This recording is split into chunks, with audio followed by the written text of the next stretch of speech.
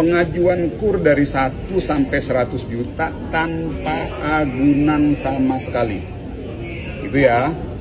Nah, bahwa memang masih ada 1, 2, 3, 4, 5, 6, 7, 8 kejadian yang mungkin oknum-oknum di lapangan masih meminta agunan, memang kita harus akui masih ada. Itu ya.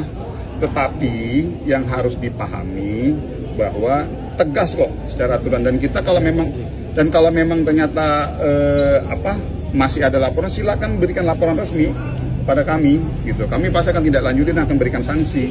Sanksinya itu tidak dibayarkan subsidi kurnya kepada bank terkait. Itu tegas sekali tuh. Jadi dalam setiap rapat evaluasi kami Kementerian UMKM dengan bank-bank penyalur, kita menegaskan bagi apabila ada temuan dan itu terbukti, itu dan banyak kejadian kok laporan masuk, kita tidak cairkan subsidinya. Saat ini sudah ada Pak yang disanksikan? Banyak, sudah ada beberapa.